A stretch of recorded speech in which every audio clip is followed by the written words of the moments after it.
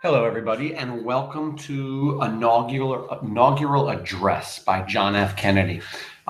Just so you know, an inaugural address is what the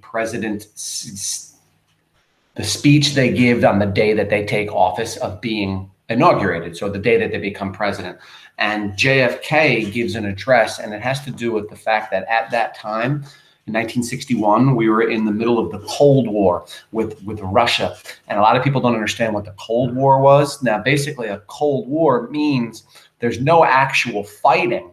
There's just preparation for fighting, and that the fight could happen at any minute. And specifically, when it comes to the Cold War with Russia in the 1960s, we were building up our nuclear arms and they were building up their nuclear arms. So much so, we were building so many bombs on both sides that I believe at one point we had enough bombs to destroy the earth like 200 times over or something like that. So it was getting too much, to the point where it was getting too dangerous. There was too many weapons. And if the wrong person got their hands on that button, then they could end up blowing up the entire world, because they would blow us up, we would blow them up, everybody would blow everybody up, and that would be the end of it. So JFK gives this inaugural address, and in that he talks about what it takes to be free. In other words, freedom from the fear of war and the nuclear war that might happen. And he's going to go through all the things that it takes for countries to be free and to stay free. Much like FDR did in our first source, which was the For Freedom speech, JFK is going to do kind of the same thing. He's going to explain what it takes to be a free country and what it takes to defend everybody else around the world, a lot like FDR did. Now, this is about 4 pages long. I'm going to read about half of it today in the first reading. So tonight's homework, and you already know this because you've done this for me before, but I'm going to show it to you again. Tonight's homework is to do the annotations for this reading, this portion of reading that we're doing, the first half of the inaugural address, which I will read out loud. I will show you, I will type in the first 2 quotes. I will show you how to cite them perfectly. I will annotate them for you. And of course, you can copy my 2 quotes if you want. Pause the screen, go back and copy mine in. But that means if you do that, that for quotes 3, 4, and 5, remember, you only have to do 3, but it's good to give more. So for 3, 4, and 5, you would have to come up with your own quotes, type them in yourself, copy and paste them from the text and pop them in here. Now, remember, I'm going to point out to you good quotes, lots of them. I'm going to say, stop right here. This is a quote that I would put in. I would tell you exactly what paragraph number it is. At that point, it would be your job to pause the video of me, reading it to you, then go back to the text, to the paragraph that I told you to, copy and paste it or type it in directly into your quote number after this is evident in the following quote, or consider the following quote. Then you cite it correctly. And then after that, of course, you are going to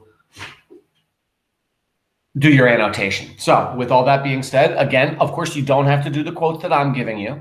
You absolutely do not. You could do instead any of the quotes yourself if you want to as well. Pick any quotes that you think are good yourself. So let's get going. Let's read the inaugural address. I'm going to read the background information, which I've already told you about. Basically, it's about the Cold War. And then from there, I am going to read the inaugural address. Now, pay close attention. I'm going to be giving you quotes right in the beginning. In fact, I have the second paragraph, the first half of the second paragraph already underlined, and that is going to be my first quote. I'm going to type that in. Actually, you know what? I don't think I am going to type that in. I think what I'll do is I'll just tell you about it. I don't think it's my favorite quote, so I'll probably pick the one that I have in paragraph 3, the end of paragraph 3, but you'll see it as I'm reading. So let's get going. All right, let's look at me. Share this tab instead. I am presenting to you. Now I'm not. And let's read. Inaugural Address by John F. Kennedy. Background. When John F. Kennedy took office in 1961, the United States was locked in a potentially explosive stalemate with the Soviet Union and its allies. Fierce adversaries in the Cold War, the United States and the Soviet Union, which is Russia, were stockpiling nuclear weapons, creating the possibility of a disastrous war that could destroy the entire Earth. Okay, here's the beginning of his inaugural address. Vice President Johnson, Mr. Speaker, Mr. Chief Justice, President Eisenhower, Vice President Nixon, President Truman, Reverend clergy, and fellow citizens. I have this underlined. You could use this as one of your quotes to start it off, this paragraph too. We observe today not a victory of party, but a celebration of freedom. symbolizing an end as well as a beginning, signifying renewal as well as change. Just look at how he starts. We observe today not a victory of party, but a celebration of freedom. So what he's saying is, my being elected here is a celebration of freedom because I am going to work to make sure that not only are all Americans free, but that all people around the world are free. And he's going to talk about that in a minute. So he's a lot like FDR in the fact that he believes in order for you to be free in America, you have to help everybody be free outside in the world as well. Let's continue. For I have sworn before you and Almighty God the same solemn oath our forebears prescribed nearly a century and 3/4 ago. The world is very different now. For man holds in his mortal hands the power to abolish all forms of human poverty and all forms of human life. All right, I have this underlined, and this is going to be my first quote that I'm going to type in. So let me go over and present over to the screen where I'm going to be typing it in, and you can copy mine if you like, or of course you can copy your own.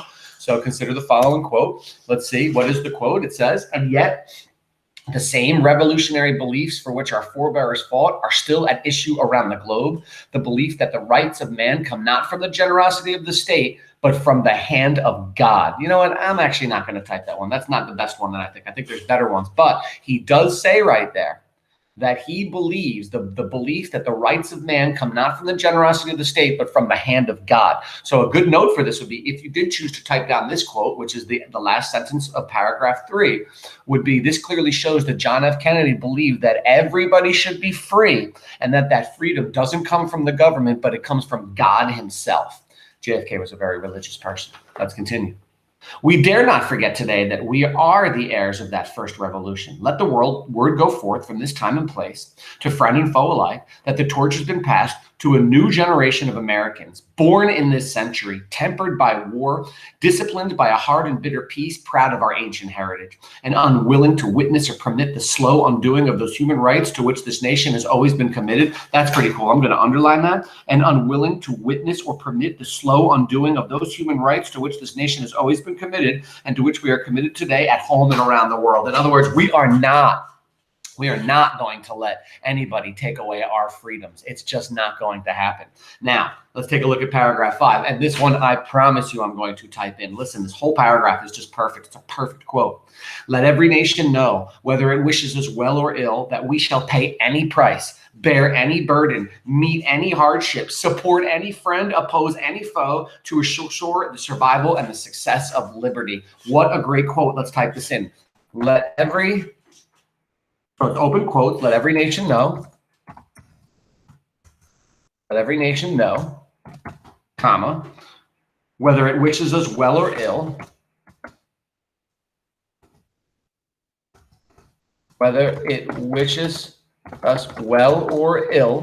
comma, that we shall pay any price. This sounds a lot like FDR, that we shall pay any price, bear any burden. Remember, you don't have to type it in like I'm doing now. You can go into the text and copy and paste it. I just want to see you. I want you to see me type it in so you know how I do it. Meet any hardship, comma, support any friend. This is such a good quote. Oppose any foe, to assure the survival and the success of liberty. To assure the survival and success of liberty. And the success.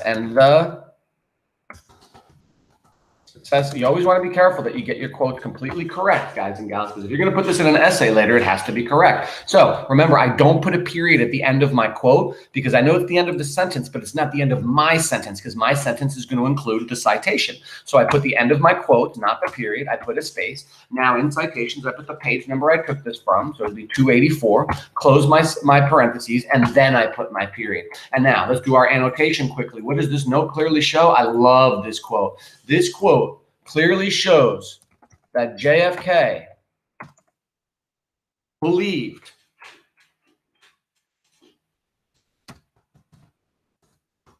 that Let's read it again. Let every nation know, whether which is well or ill, that we shall pay any price, pay any burden, meet any hardship, support any friend, oppose any foe, to assure the survival and success of liberty. This quote pushes to believe that in order for us to be free, all people in the world must be free too. He believed that it was the duty of America to help all other countries in the world, let's fix countries in the world, to be free. Now, if you remember, that's exactly what JFK said. I'm sorry, what FDR said in his For Freedom speech in our first source. Now, remember, this is our second source, so we're going to need at least one more quote from this for our essay. And again, what are we answering in this essay?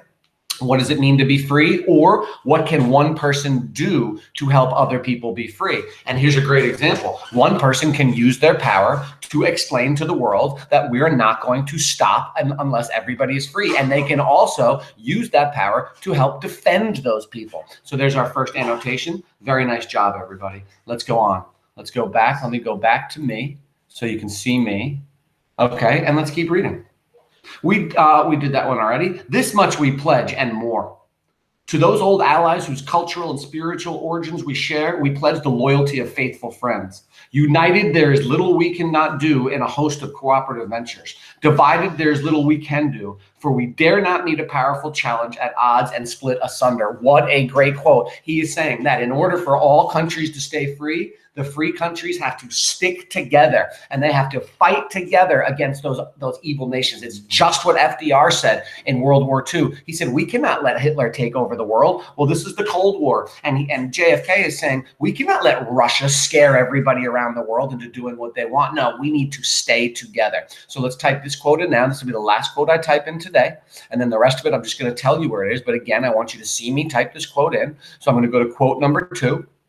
Okay, and it says, let's see, this is evident in the following quote, open quotation marks, divided, there is little we can do. Little we can do. Hyphen, let's fix this. For we dare not meet a powerful challenge. For we dare not meet a powerful challenge. I'm almost done with this quote. For we dare not meet a powerful challenge at odds and split asunder. At odds and, at odds and split asunder. Split asunder. So how do I quote? How do I cite this? Remember, no period yet. I close my quotes. Then I put my parentheses. What page number? This is also 284. I close my parentheses. Then I put my period. Now, how do I annotate it? This quote clearly shows that JFK believed that in order to be and stay free, all free nations need to stick together in order to survive. And stand up dictators and evil countries. All right, good. So it's a lot like FDR. Again, JFK believes if we're going to be free, we've got to stick together as countries. We've got to form a coalition and we've got to fight against this. So let's continue. Let's look for more. I'm going to go back again to watching me. You can watch me read, and let's go from there. So, to those new states whom we welcome to the ranks of the free, we pledge our word that from one form of colonial control should not have passed away merely to be replaced by a far more tyranny. I have this underlined, by the way, and this is a good quote in paragraph number 8. So if you want to use this quote, pause me, go into paragraph number 8, highlight it, and copy it and paste it into your annotations, into your quotes. We shall not always expect to find them supporting our view, but we shall always hope to find them strongly supporting their own freedom. and to remember that in the past, those who foolishly sought power by riding the back of the tiger ended up inside. It's exactly what FDR said. So this is saying right now, and remember that in the past, those who foolishly sought power by riding the back of the tiger ended up inside. It's another way of saying you cannot trust dictators. You cannot think that if a dictator comes to you and says, you know what, we're going to do all this evil stuff to everybody else, but you will take care of you. I promise we won't do that evil stuff to you. You can't trust them. After they do the evil stuff to the other countries, they're going to come and do it right to you. And you're going to say, but you said you wouldn't do this. And they're going to laugh and say, we're dictators. We do what we want. So JFK says, in order to be free, you cannot trust dictators. Let's go on. To those people in the huts and villages of half the globe struggling to break the bonds of mass misery, we pledge our best efforts to help them help themselves for whatever period is required, not because the communists may be doing it, not because we seek their votes, but because it is right. This is a great sentence to underline. I have this, the last sentence of paragraph 9. If a free society cannot help the many who are poor, it cannot save the few who are rich. So JFK, he goes a little further than FDR did. He says, not only do we have to protect everybody out in the world, but we have to specifically protect the poor people in the world, not just the rich people, because poor people need to be free as well. Listen. To our sister republics south of our border, we offer a special pledge to convert our good words into good deeds in a new alliance for progress. I have this underlined, paragraph 10, to assist free men and free governments in casting off the chains of poverty. What he means by that is, in order to be free, you have to be able to make a good living. You can't keep people in poverty, because then they're not really free. They don't have the freedom to rise up above and live better and have better homes and more stuff for their families and whatnot. They have to have dreams and a future. So in order to be free, you have to be able to make a good living. Let's go on. But this peaceful revolution of hope cannot become the prey of hostile powers. I have this underlined as well, this sentence. Listen, also in paragraph 10. Let all our neighbors know that we shall join with them to oppose aggression or subversion anywhere in the Americas. In other words, we're going to back up everybody in the world. Let's continue. And let every other power know that this hemisphere intends to remain the master of its own house. I love that sentence. You can copy that one down as a cool quote. Listen, he says, and let every other power know, this is the last sentence of paragraph 10, that this hemisphere intends to remain the master of its own house. This quote clearly shows that JFK believed no one can tell us what to do in our country or how to live. Nobody. And if you do, we're going to stop you. So in order to be free, you have to be able to make your own laws and take care of your own stuff. No countries around the world can control you. Listen. To that World Assembly of Sovereign States, the United Nations, our last best hope in an age where the instruments of war have far outpaced the instruments of peace, we renew our pledge of support to prevent it from becoming merely a forum for invective, to strengthen its shield of the new and the weak, and to enlarge the area in which its writ may run. All right, this is paragraph 12. It is our last paragraph of our first reading. I will tell you right now, I have the entire paragraph 12 underlined. This is a cool quote. Listen, finally.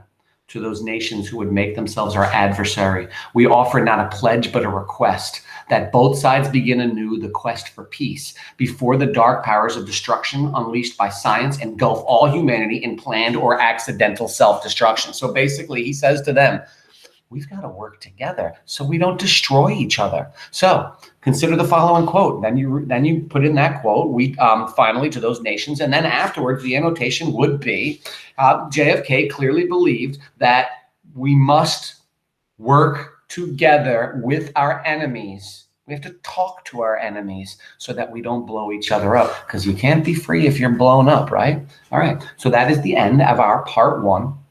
I typed in 2 quotes. You're only going to see one, all right, in the blank document, because I want you to do your own typing as well and your own cutting and pasting, but I showed you how it's supposed to be done. Please, everybody, please make sure your citations are perfect and correct. I'm going to show you again right now. I'm going to present it to you. I'm going to go to the work that I just did. Please take a look at my quotes. Look at quote number 1. This is the one that's still going to be here. Quote number 2, I'm going to erase because I want you to type in a couple more yourself, but look at quote number 1. Notice how I have the parentheses outside of the quotes. Notice how I have the period at the end of the parentheses, not inside the quotes, because technically the parentheses with 284 is part of the sentence that I'm showing to you. So the period goes at the end of it. Please always look up at quote number one so that you do it perfectly and you get the best grade possible. Thank you, everybody. Really well done today. Hold on a second. Did I not even share that to show you? Hold on a second. Just in case I just screwed that up. Let me just put it up there. I may not have had it up there. I think I did though. Yeah, no, I had it up there. You're looking at it right now. So I'm just saying, again, this is how it looks perfectly. And again, really nice job today. We will finish this story tomorrow, or this inaugural just tomorrow, and hopefully find another cool quotes about what it means to be free or how one person can help other people be free. Great job, everybody. Thank you very much. I'll see you tomorrow.